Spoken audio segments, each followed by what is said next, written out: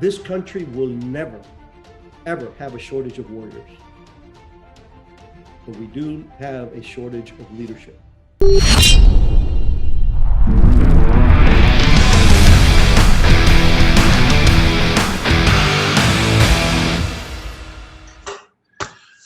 All right, well, hello everybody, and welcome to another edition of the Ronin Leadership Podcast. I'm Mike Howard. It's been, I think, a couple of weeks since we've done a podcast. We've had some time to line up some really wonderful guests, and I can't wait to get into today's session. And of course, always got to go into the usual plug. But if you get a chance, pick up a copy of my book, The Art of Ronin Leadership. And it's on Amazon and all the other platforms. If you like what you hear, please hit the subscribe button on the podcast link. And I'm going to get that out of the way, the shameless plug, because I got to get into something really cool today. So I've done a lot of podcasts. I've had a lot of guests, but this is extra special for me. A gentleman, my friend, my brother, who I've known for, I'm trying to count the numbers, like 33 years, I believe, served in the CIA together, as agreed to be on our podcast today. Rick Prado, author of a new book called Black Ops, and it's really a great testament to his life in the CIA, but even more importantly, his life as a man, as a father, as a wife, and as a patriot. So Rick, without further ado, welcome to the show, and thank you for taking the time to hang out with me, brother. It's my honor, Mike. I really appreciate it. So I first met Rick in 1989. We were in the Philippines working together against the communist insurgents there, and we'll get to that at some point. But I guess, Rick, something that I guess the initial question is. Tell the audience a little bit about your background and what inspired you to write this book. Yeah, let me start with the latter, because I believe that's the most important, at least to me. I had never thought of being an author, but I did complain quite a bit about vocally to some of my senior mentors like Kofor Black and Jose Rodriguez about how badly our agency, our beloved agency, is maligned in the media, especially from Hollywood. And the more I bitched about it, finally Kofor said, why don't you put your money where your mouth is and write the book? Because you have a life that can carry the story, because you are an immigrant, and so and so and so. And that's when I decided well, first I did the introspective part of it. I started really looking at myself in the mirror and why are you writing this? And not only to defend the reputation of the agency, but to better represent the real ethos of the men and women of CIA. And Mikey, like you've been in harm's way a ton of times also, but you're still here, so am I. But we got 137 stars on that wall of honor in our building, and we are a tiny agency, as you know, compared to even the FBI. We're small. Right. So I honestly felt, a responsibility to try to clear the name of those individuals. So when their sons and grandkids, kids and grandkids, go to look to see what grandpa did or dad did during the war, at least they'll have one choice, because there ain't too many out there that try to do that. Yeah. No. My background, I was born in Cuba, 1951. Yes, I'm 71. You're looking good, man. You're looking good. Keep fighting the rust. The rust. But I lived through the Castro experience. Very early on, I was 7 or 8 years old when the town I lived in was attacked twice. I saw the consequence of that kind of violence.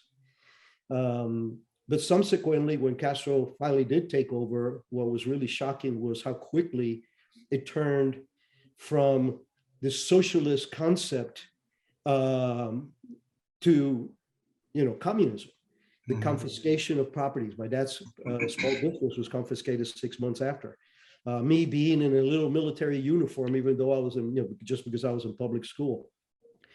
So my father and mother decided, well, my father decided we needed to leave and moved to Havana to attempt that. This is around 1961, early 61. And they couldn't get out because they were still fighting over his property back in town. They wouldn't let him go. So through a program from the Catholic Church, Peter Pan program, I came out at the age of 10 by myself to this wonderful country that is the US. I ended up in a orphanage in Pueblo, Colorado, but was blessed with the fact that my parents came out a little over 8 months afterwards and we were reunited. So yeah. Well, what struck me was I got to use these peepers now a little bit to read, so a little bit of age here, but still kicking like you are. Well, I know but you. It amazed me in it was chapter 2 when you really talk about that time in Castro and how they took over your father and your grandfather's business. But there was one part of it where, wasn't it that there was a chance that you were going to be sent to the Soviet Union or someplace for some indoctrination training as a kid, but luckily you got out of there, right? Yeah, the old blood is thicker than water. Yeah. My uncle, I used to go to school in Santa Clara, which was the capital, 3 miles away. And I used to live at my uncle's house Monday through Friday, and then spend the weekends with my parents because it was a much better school. It's a private school. Okay. And he was a professor in that school. And he was a socialist. He was a communist. But he saw that list. And like I said, blood is a little thicker than water. So he called my dad up and he told him. And that was the tipping point, one of the many tipping points for my dad. Yeah. Yeah.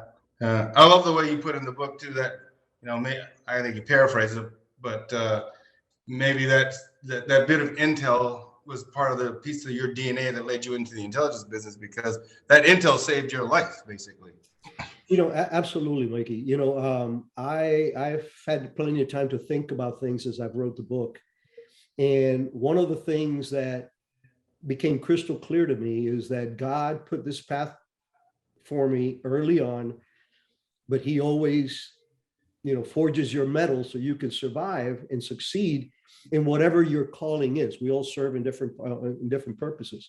So I honestly believe that, the witnessing the revolution, the leaving Cuba by myself, going to an orphanage, coming to this country where I could see the contrast from what I just lost. I think that all played into my debt of honor of trying to serve this country. And as you know, I started with the military and then went to the agency. Right. And I think that DNA permeates your entire book and across your life about what you owe this country, which I think has been lost, frankly, to a big generation of Americans, how wonderful the country is and how this world would be a much darker place if this United States weren't here.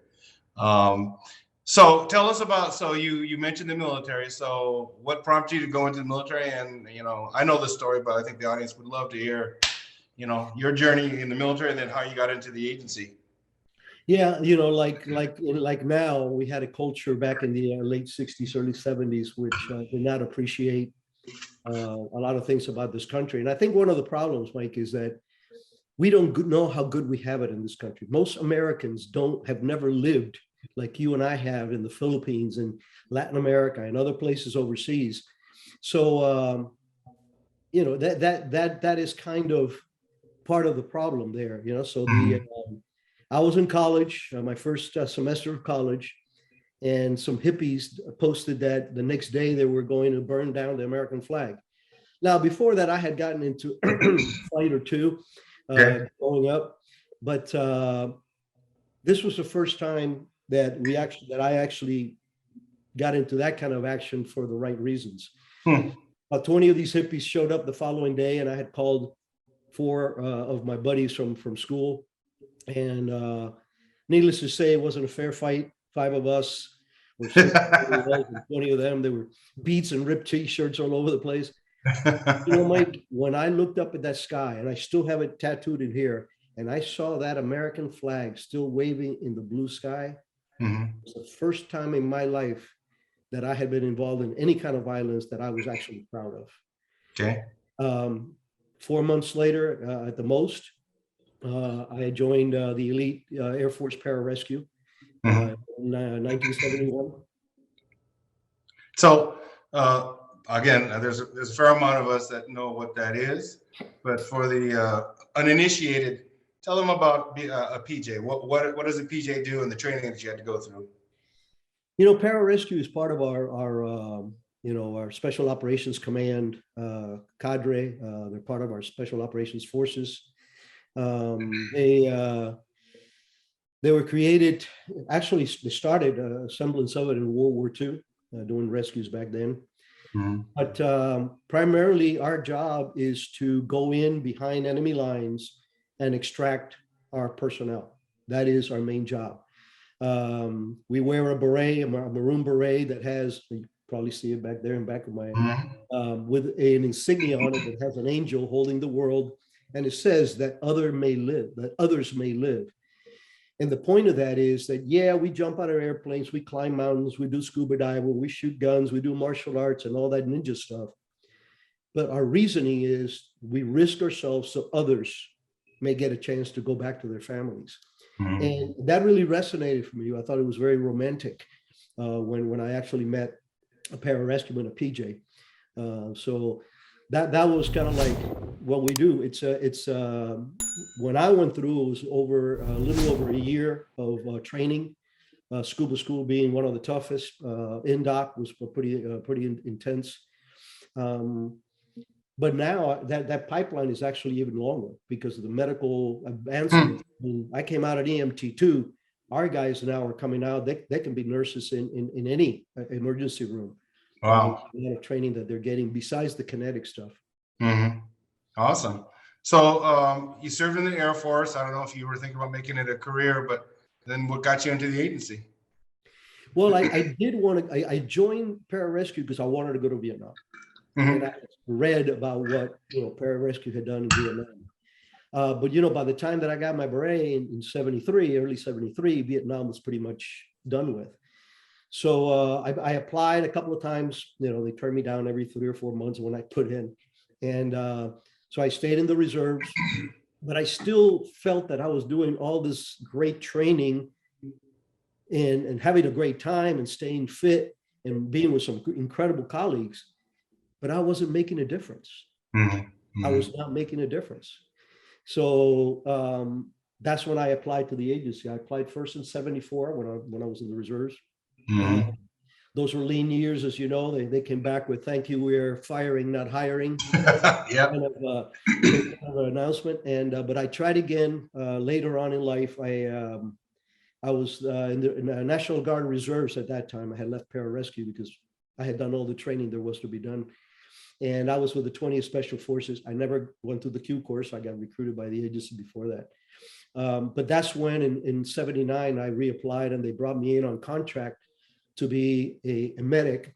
And I was assigned primarily to support, some of the training and exercises with our Special Activities Division, Mhm. which again, for the uninitiated, it's the Special Operations Forces of the agency.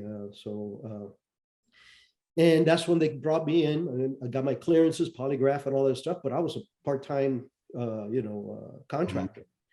And then when Ronald Reagan took over in 1981, the second thing he did, the first thing he did was swear and get our hostages released after 444 days. But the next thing he stated was, we need to clean up our own backyard and fight the communism that is growing madly in there. So he created the covert action program that ended up being called the Contras. Well, the Contra program was a successful Black operation. That's the title of the book. As you Mhm. know, the Black Ops is what we do. We work primarily at night after regular cover duties, and when we do the sexier stuff, doing a break-in and entering to bug a house or whatever we're doing, meeting agents, assets. That's all done in the dark. So that's the title for Black Ops. Mhm. So at this time, Special Activities Division did not have a single native Spanish-speaking paramilitary officer. Amazing.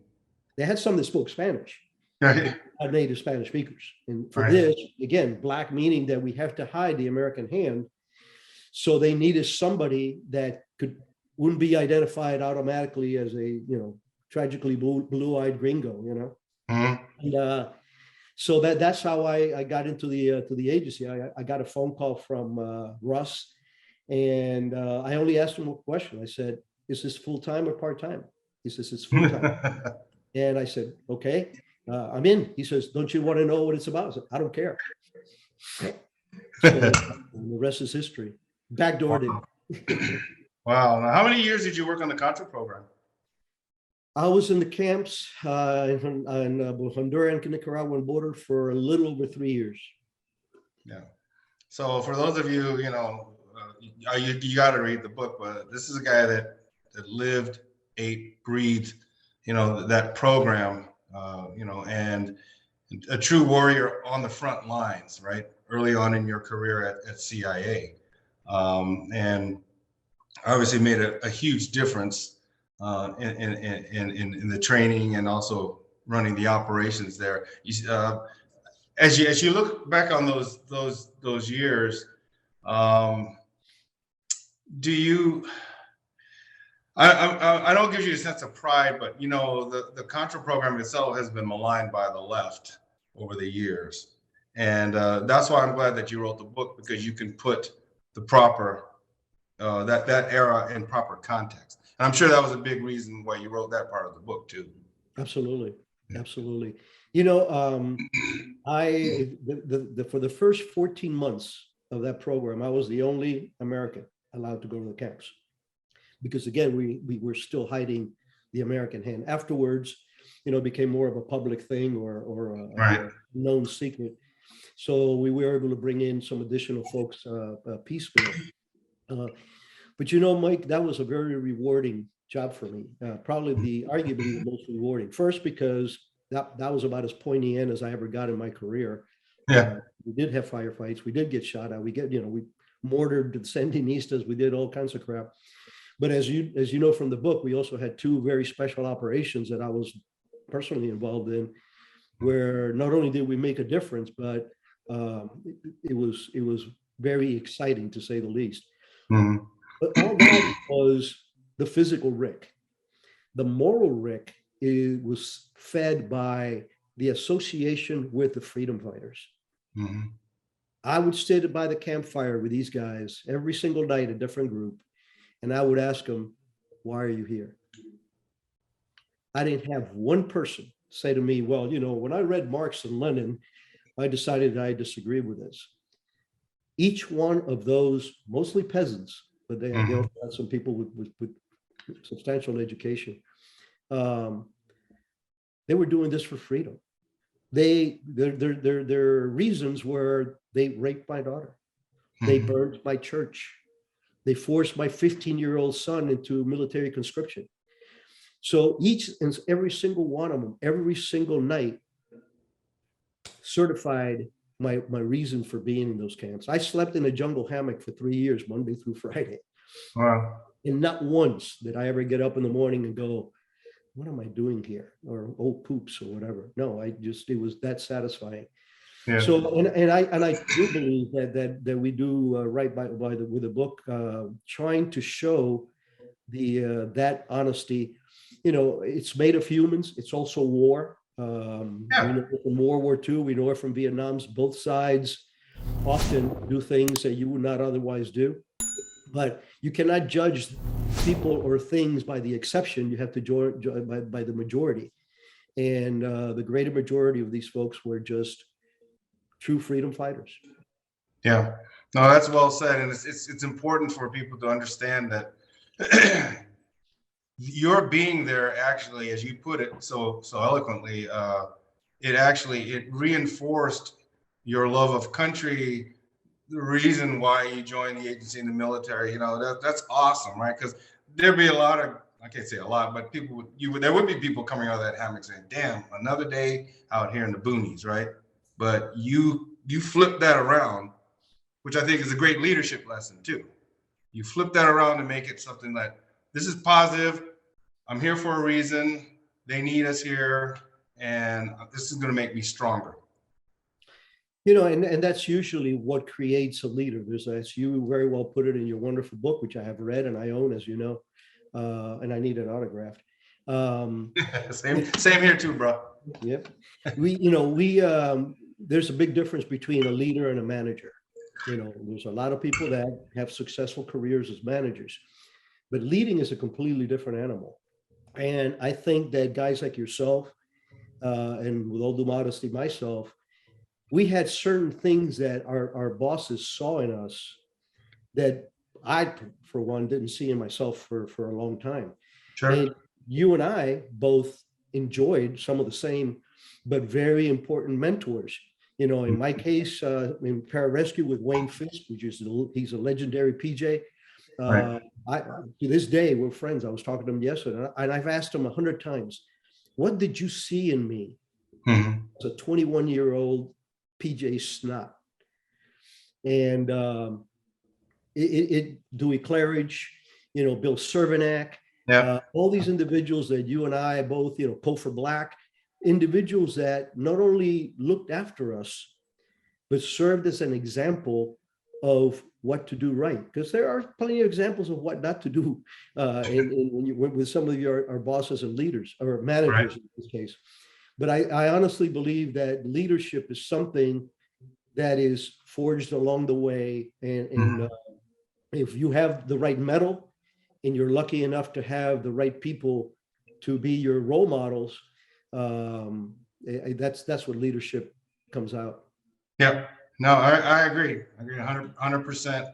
And it those leaders that really help lead the way for us, right, to follow and hopefully to emulate and do better in ourselves as leaders. Move the calendar going forward, and where you and I first met in the Philippines, taking on the NPAs. For those in the audience, Rick was actually, I consider Rick a mentor because he was my supervisor, right? He was the deputy chief of our branch. We had a hell of a branch. I can remember those days very well under very dangerous situations.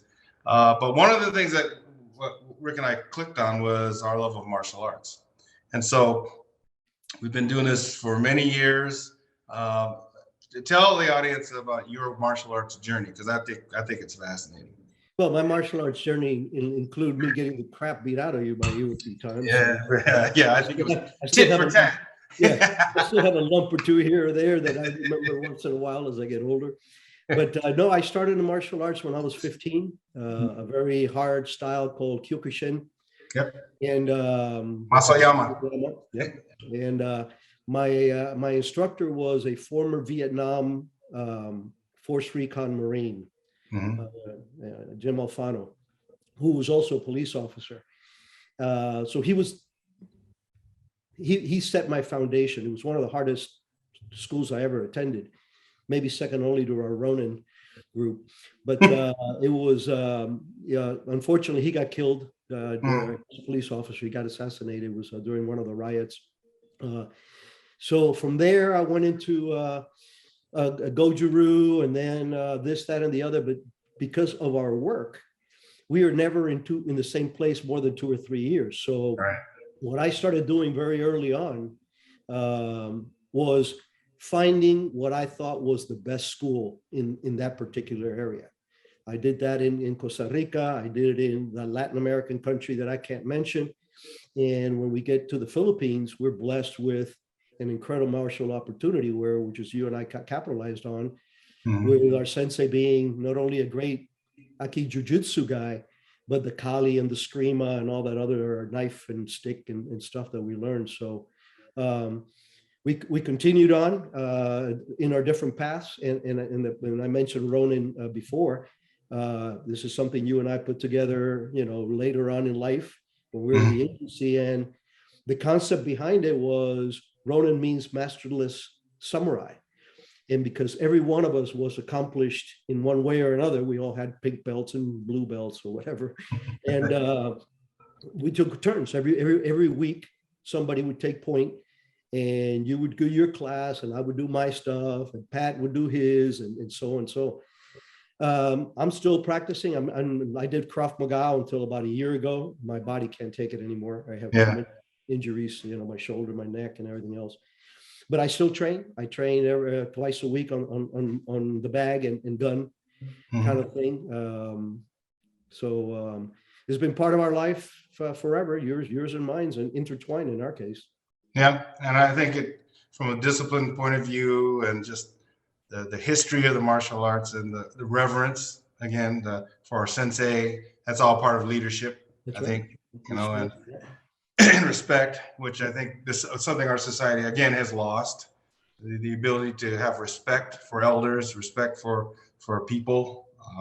So I think that was a great part of our career. We served in the Philippines, and then you made, I used to call you General, remember, all the time, because yes. yeah, that's right. Rick was able to get into the senior intelligence service ranks of the agency, and we served in CTC together back at headquarters. Tell us about those later years as you rose up the ranks and you became senior intelligence service. You ran the Koreas. You had some wonderful assignments. Obviously, the Al Qaeda stuff. Tell us about those years and what are the things that are the highlights of those years for you? Yeah, I mean, after the Philippines, I ended up going to Seoul. I was chief liaison there that time, and we did some really good programs. And my boss, King Ralph, is which we used to call him, became a mentor. Subsequently, I went back to CTC. I got my GS-15 leaving Seoul. Went back to CTC, and I was chief of the Palestinian branch for about a month. And then Jeff O, who was our chief of ops, calls me in, and this is 1960, late 65.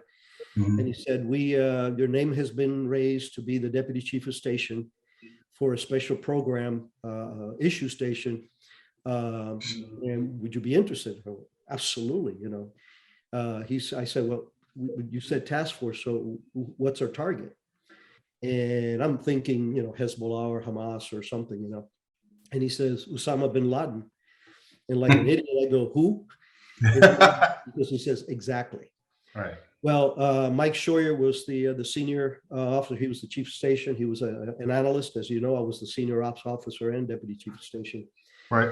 And I'm very proud that that's the very same unit that umpteen years later, allowed our SEAL team under Title 50 authorities to put a bullet in his face. Yep. So that's very rewarding. So I'm a plank owner of that. Dennis, the former chief of the division in East Asia division, asked me to come over. That's when I took over the Koreas in 1998. That's when I met my senior grade, our flag rank.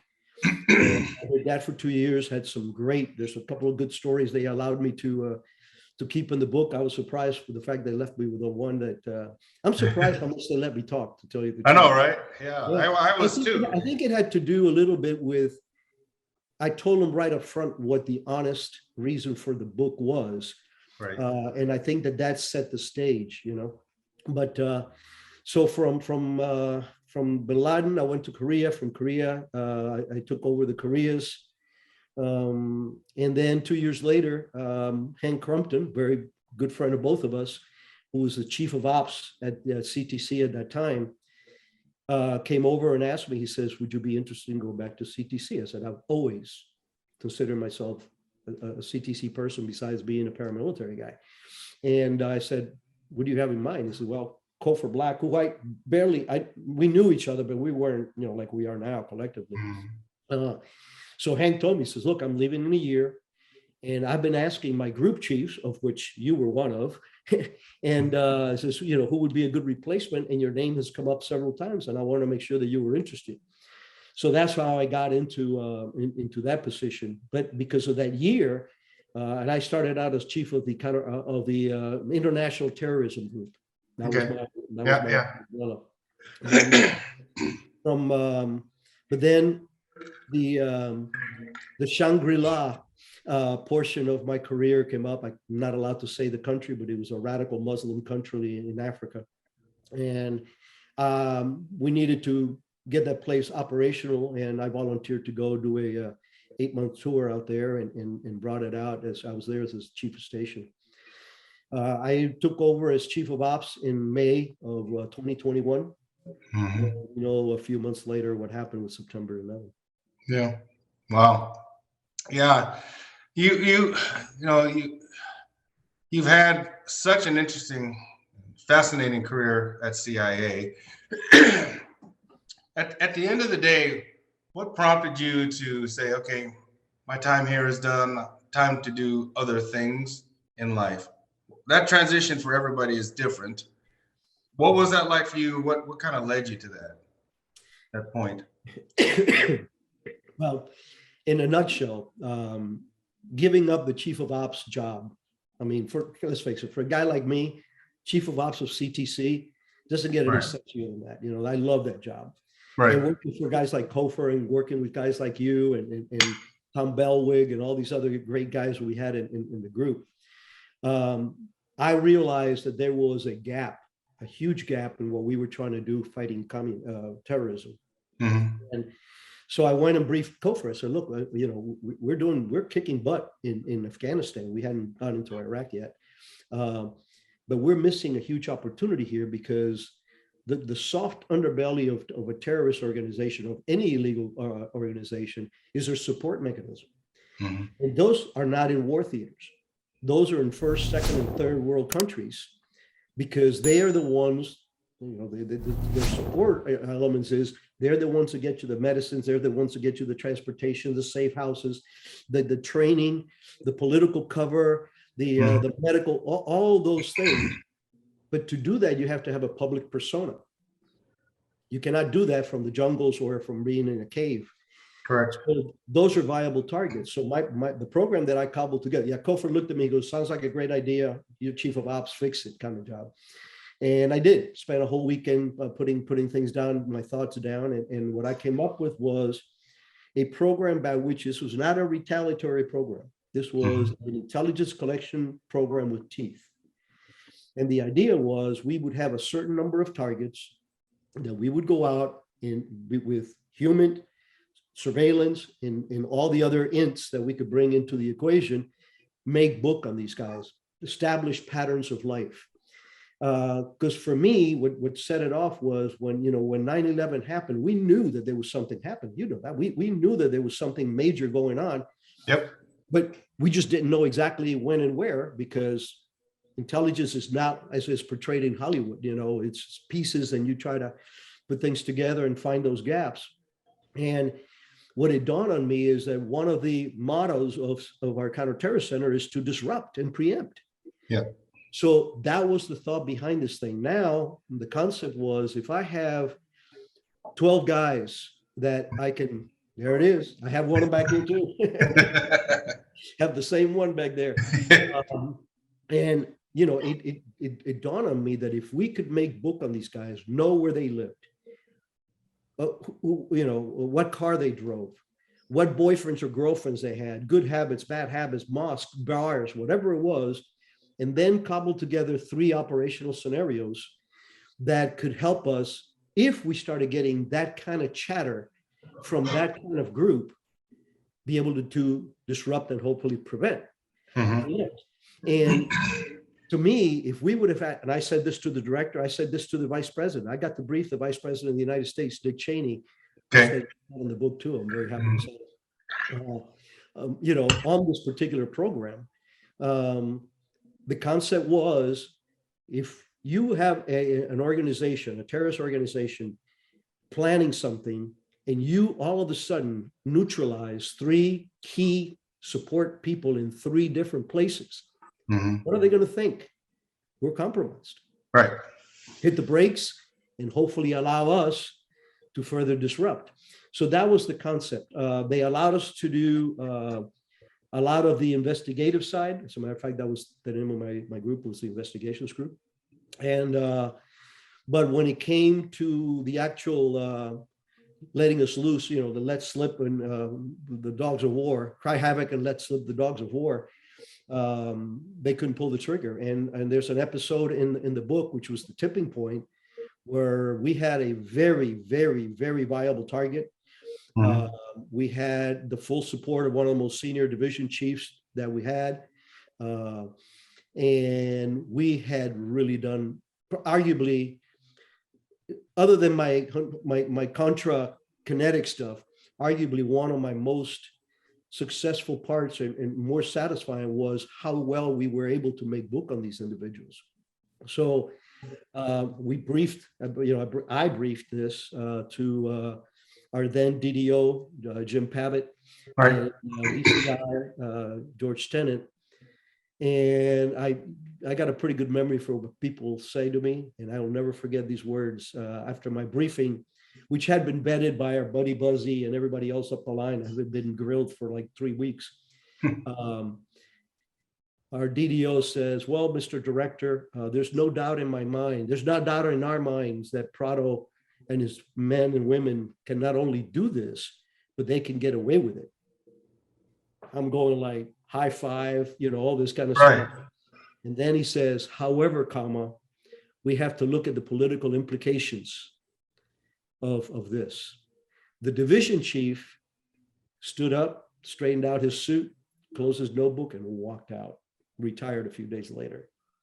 Like I say, he was a very senior guy. And the writing was in the wall. I mean, Sure. As you very well know, because you know a lot of the players that were in my team, I had pick of the litter. Mikey, I don't know if you know this, but 3 of my guys in that team retired at SIS 4s and 1 SIS 5. I had pick of the litter. Yeah. So I went down and talked to Jose, again, a leadership thing. I had to make a leadership decision because I have to take care of my men and women. You can't have type A, class A operators rappelling upside down, pitching flashbangs for their career. That's not the industry, Right. So I told Jose, I said, look, if they're not going to let us dance, we can't do this. This is a paper tiger. This is all. I mean, we briefed the vice president. He said go, and they will not even raise it with the vice president. So that was the time when, again, some introspection. I applied for a couple of jobs that weren't materializing. But the bottom line was, I said, why am I going to take a mundane desk job? I'm already a SIS-2. And for the last years, from Shangri-La to chief of ops to doing what I did for over 2 years on the ground with my men and women, that should be my high. And it was. That's when I decided to pull the plug. Yeah, it's reading that part of it, it is a shame that it got political, right? And if you go back in time to the 80s, like you talked about under Reagan, there was a situation where that could have been blowback too, but he was willing to pull the trigger, and so were the people, in the agency at the time. So, and you were able to see that perspective, right? Well, it was a stark contrast. Yeah. Mike, and you know this very well, because again, you were there. The testosterone level and the backbone calcium is depleting as time goes by. And if that's why I kept saying, if I would have had this capability that I concocted before 9/11, we might have had a chance of disrupting 9/11. Because if we would have taken out 3 Al-Qaeda members, 1 in Europe, 1 in Latin America, 1 in whatever Egypt, in neutralize them, whichever way legally we could do under Title 50 from our president, we might have been able to salvage that. So yeah, it was stark contrast between, the political will that wasn't there. Yeah. But you have the satisfaction of knowing that you had the team, they were switched on, ready to pull the trigger, and it was through no fault of their own that they were not allowed to do that, right? And so I think you failed at anything that we try to do. We never were compromised, doing surveillance on bad guys who are under surveillance by the locals. Yeah. It's no small craft, Right. and we were never compromised, never Yeah. compromised. Yeah. That's awesome. Um, let's go back to the leadership thing just for a second. Now, you mentioned a lot of names, Kofor, Hank, Cervenak, your buddy in the PJs. Is there a certain DNA? I know the answer to this, but is there a certain DNA that you see among the leaders? You're a leader, but the leaders that you've admired the most or you've worked with, are there some certain common traits that you find in all these leaders? Yeah, I think so. I think one of them is belief in their purpose. When you truly believe that what you're doing, whether it's a doctor, lawyer, Indian chief, if you truly believe in what you're doing, you pour your heart and soul into it. And in order to be a leader, you have to have a big heart and you have to have a strong soul. Mhm.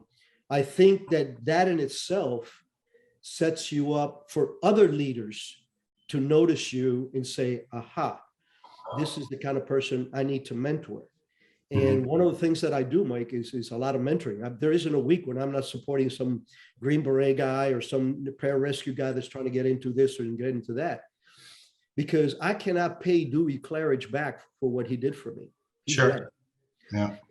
There's a lot of men that were very important to my life, Director Casey, people that really made a difference for all of us, that I can't pay back. I can't pay back even Kofor or Jose because Yeah.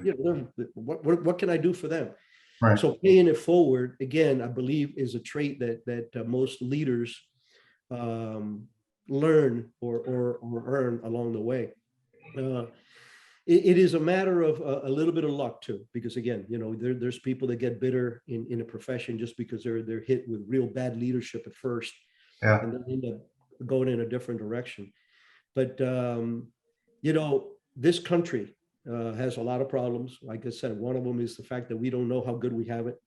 Mhm. In this country, the fact that we've gotten to a society where there are no consequences for our actions. When I was a kid and I was in Alpha Hotel on the street, in my high school years, always getting in fights and crap.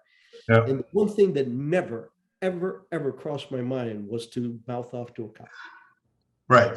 because I knew there were consequences. Yeah. Yeah, I was going to get a clipping, then it was going to take me home. My dad was going to give me the second clipping, right? Yep.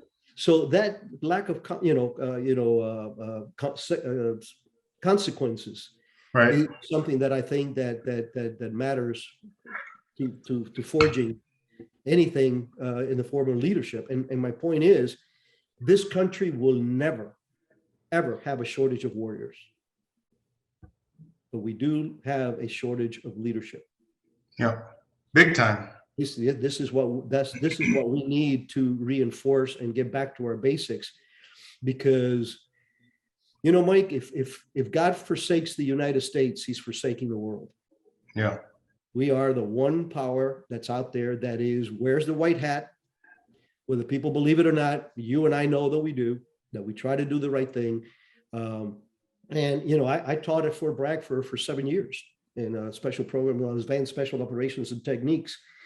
And it's the whole SOF community, SEALs, Raiders, PJs, combat controllers, and of course, Green Berets.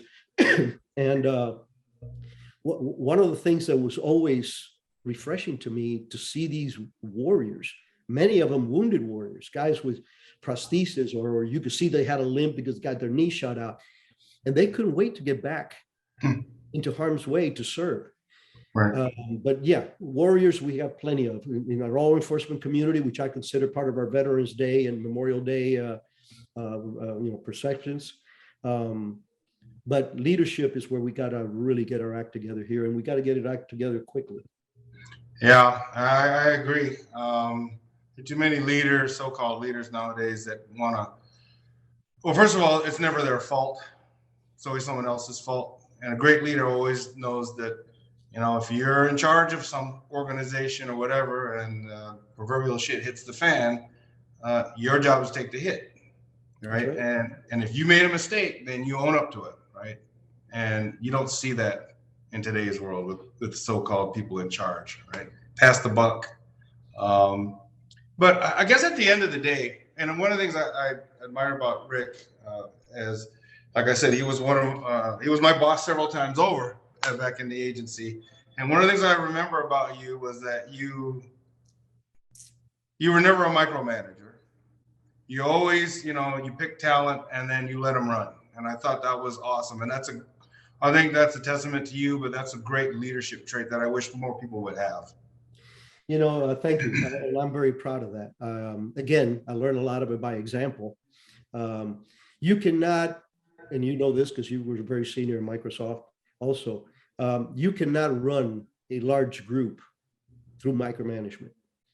You have to empower your people to make decisions at the commensurate level of your trust in them and guide them and correct them and, of course, trust and verify. But that is a very, delegation of authority. You cannot create an elite unit unless you have two things: great selection and attrition, right? So finding the right people and kicking out the ones that are not the right people is part of leadership. And so I am very proud of that. I learned it early on. When I took over as chief of ops on CTC and 9/11 happened, because I was the senior guy in the front office. Right. I stuck with the National Security Council briefing at 7 o'clock in the morning, every single morning, Monday through Saturday. And I did it a few times. It was literally every day. And the way we had to set up is the analysts and the operators would come and talk to me about, hey, this is the hot item. This is what you need to talk about, and this, that, and the other. After a couple of weeks of this, I go, this is BS. Yeah. So I started showing up with the subject matter expert. And of course, we had Dick Clark, that wonderful Alpha Hotel in the other end. Yeah, I remember Dick very well. Yeah, we all do. Luckily, he was replaced by General Downing, Wayne Downing, who I'm honored to meet. He's in the book. There's a good story about him and me in the book. But yeah, well, I started bringing these subject matter experts, GS-12s, but they knew. So I would give the headlines, and then I would go, here. Well, for these GS-12s to be in front of the whole NSC audience, you've been to these things, there's probably 15, 20 little faces around the screen of Secret Service, DEA, all these people that were there because they're part of the community. And now this GS-12 can go back and say, I have briefed the NSC and do a better job than me because I know the topic. Yeah. At this level, but they know the granularity necessary to convey that to decision makers. And how does that make them feel? It makes them feel like $1 million, right? And it also makes them feel like, hey, my boss, Rick, or whoever, they have faith in me. They trust me to do this, right? What better leadership example and lesson is that, right? Because they're going to pass that on to whoever they end up supervising someday. That's the pay it forward part of it. Mikey, an example of this was so noticed in the DI that I am one of the few DO ops officers that I know of that got the DI medal on the way out. No, that's that's something. I worked both in Koreas, and the Koreas, my counterpart, another Rick, was a brilliant analyst. He had a ton of people in his group, but he was literally in this side of the hall. We were on this side of the hall, and he was not allowed to come into my spaces back then. And I could go to his, walk around or whatever, but the analyst could not. And this is another thing that I'm very proud of collectively with you, is that we were such a long-term part of CTC, and CTC is the one that broke that mold. That's right. You had, which actually created, the targeting officer. When you put really brainy analysts next to really aggressive operations officers, that's infectious both ways. And that's where the targeting officers really took off for us. So, right. Yeah. Two further questions, and then I can wrap this up. But what are you up to now? Obviously, you've written a book. What does the future look like for Rick Prado? Well, writing the book was the easy part. The hard part is the promotion. The book is done very well. It was top 10 in New York Times, and it's been selling very briskly, and I'm very proud of that. But I went into the military when I was 20 years old. I'm 71 years old. I Hmm. got 51 years of Pararescue, CIA, Blackwater, post this and training in Fort Bragg. Um, what's in the future for Rick is riding his horse, riding his motorcycle, and chasing my wife around the house every chance I get, I love that. and Ro- dropping my operational rucksack. Roger that, and I love it. I love that. That's awesome. You earned it, brother. Well, I Um, like to do it while I still can, Mike. That's the thing. Yeah. yeah. You still enjoy hopefully an occasional cigar and some libation once in a while. Absolutely, absolutely. I like my wine. I like my single malt, and I like my cigars. All Good. in moderation, and because we got to stay good looking for our ladies. That's right. That's right. Can't go down to we both married above our pay grade, and so we got to work at keeping that. And you damn right about that one. I guess the last question is, and I believe I know the answer to this, but I like to ask this question because as you've alluded to several times in our conversation, this country has a lack of leadership, but we don't have a lack of people that are willing to step up and fight and defend this country. I believe that. And despite everything going on in the world, turn on the news, everything's bad, blah, blah, blah, blah. You still remain hopeful for the future of this country? I do. For one thing, I cannot afford not to be. I cannot afford not to be proud, hopeful, because, like I said, I have two sons in service. Mhm. Three, if you count my daughter being in the education part. I honestly believe that this country has the capacity to rise, but like an aircraft, you got to pull it off before it's too late. Before you get into that spin. We're not at a spin yet, but we are at a decline. But I honestly believe that some sanity will come into the political decision making, and especially the political election system, to where we choose leaders that really are going to see country first, God and country first. Yeah, yeah. And in politics, secondary, tertiary. One of the things that reminds me here is that I'm a firm believer that our agencies should be led by agency personnel. I don't think that we should have DCIs that come from another walk of life. I don't care how brilliant you are. You could be the best Air Force fighter pilot, Top Gun, 14 little planes on the side of your plane that you shot down, and I put you in charge of the 82nd Airborne. Right. No credibility, and you do not understand the craft. So I think that that's also part of the problem, and it applies to the presidency and to our Congress and to our senators. We have to put people in there that can be leaders, not just managers and politicians. Yeah. No, that's well said. I think that's one of the things that we haven't seen in the agency in a long, long time. People that came up from the ranks understand the DNA and what makes up a warrior, and the ethos, as you say, that comes with our organization. So hopefully we will see that. But I'm glad you remain hopeful, and it's been an honor and a privilege. I mean, again, we've known each other for a long time. We haven't seen each other in person in a while. We're going to have to rectify that, but I'm really proud of what you've accomplished in your life. I'm really when you all read the book, especially the first part where you talk about the turmoil that your family had in Cuba, and how that obviously helped mold and shape you into the man and the warrior that you are. The fact that you wrote this book, I think, is awesome. I think everyone needs to pick up a copy of Rick's book, because it gives you not just his life story. This is America, and it gives you hope that there are people like Rick in the world. There are that are out there right now, fighting the good fight, putting their lives on the line to protect a country that sometimes doesn't understand them or maligns them in many ways. And so thank you, Rick, for taking the time to do this.